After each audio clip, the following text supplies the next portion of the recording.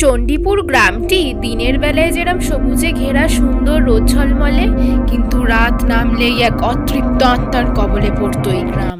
চণ্ডীপুর গ্রামের সেই ভয়ঙ্কর অভিশাপের কথা পাশের গ্রামের কেউ জানতো না।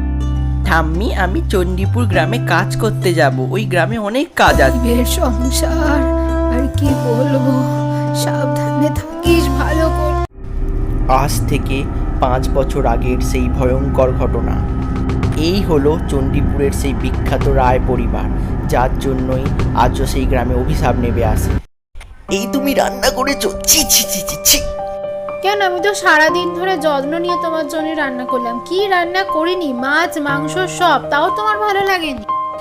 না, ভালো লাগেনি। একদম মুখে মুখে তর্ক করবে না বলছি। দ্বিতীয় দিন থেকে যদি এরম রান্না দেখেছি, আমি কি যে করব আমি নিজেও জানি না, বলে দিলাম। তুমি আমাকে এভাবে বলতে পারলে আমি সবাইকে বলবো তুমি একটা অমানুষ। ঠিক আছে, এতই তখন সাহস দেখাচ্ছে মজা। কোথায় গেল আমার তরোয়ালটা? এই তো। আমি তোমার চিৎকারে তোমাকে ভয় পাই না, আমি সবাইকে বলবো তুমি অত্যাচার করো। তোমার অনেক কথা না, আজ এই তরোয়াল দিয়েই তোমায় ঝাঁঝরা করে দেবো। হ্যাঁ, বাঁচাও আমাকে, আমাকে কেউ বাঁচাও। এই রে, এই তো সত্যি করে মরে গেল, কি করব? কি ভাই, তোমাকে তো আগে চণ্ডীপুর গ্রামে দেখিনি, কোথা থেকে এলে? আমি ভিনগা মাধবপুর থেকে এসেছি কাজের সন্ধানে এখানে। মরতে আর কোনো গাঁ পেলে না এই চণ্ডীপুরে কাজে এলে? যাই হোক, সন্ধে নেবে আসছে, সন্ধেতে কিন্তু বাইরে ঘুরো না। সন্ধে নেবে আসলে কি হবে কি জানি, এরাম কেন বললো? যাই হোক, রাতে থাকার একটা ঠাঁই খুঁজতে হবে এখন। সন্ধে নাবার পরই গ্রামটা কি নিস্তব্ধ আর ভয়ঙ্কর হয়ে গেল। ওই তো একটা বাড়ি।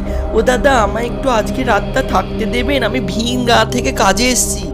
এ কি গো ছেলে, এই গ্রামে এরা অন্ধকারে একদম ঘুরো না। আজকে রাতটা আমার বাড়ি থেকে যাও, আর রাতে কোথাও বেরোবে না, এই বলে দিলাম। এই বলে তারা দুজনে ঘরের মধ্যে প্রবেশ করলো। রাত যখন আরো গভীর হলো, গ্রামটা আরো ভয়ঙ্কর হয়ে উঠল। বাইরেটায় বেশ ভালো হাওয়া চালাচ্ছে, এখানটাতেই বসি, কিন্তু সবাই বারণ করছে কেন বাইরে বেরোতে, কি যায়। আয় আমার কাছে আয়, আমি তোকে ডাকছি, আয়। যাচ্ছি, কে ডাকো আমায়? আমি যাচ্ছি যাচ্ছি। আয় আমার কাছে আয়। আমার জীবনের অনেক কষ্ট, সেই সব প্রতিশোধ আমি তোর মধ্যে দিয়ে দেব। আমার অতৃপ্ত আত্মা শান্তি পায়নি এখনো। আজ তোর মধ্যে ঢুকেই আমি একজনের প্রতি অনেক প্রতিশোধ নেব, তাকে ছাড়বো না আমি।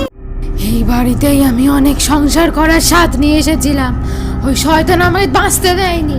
কি গো, আমায় কষ্টে রেখে তুমি আরাম করে ঘুমাচ্ছ? তোমার শান্তির দিন শেষ। কে তুমি? এ কি? চিনতে পারছো? 5 বছর আগে যাকে খুন করে দিয়েছিলে, সে আজ প্রতিশোধ নিতে এসছে। আমি এসে গেছি, আমার কি অবস্থা দেখো। তুমি কোত্থেকে এলে? আমার ভুল হয়ে গেছে, আমায় ছেড়ে দাও, আমায় ক্ষমা করে দাও। কোনো ক্ষমা নেই। ঠিক যে তরবারি দিয়ে যেভাবে তুমি আমাকে মেরেছিলে, আজ ঠিক সেইভাবেই আমি তোমার উপর প্রতিশোধ নেব। ছিন্ন ভিন্ন হয়ে গেল আমার শরীর।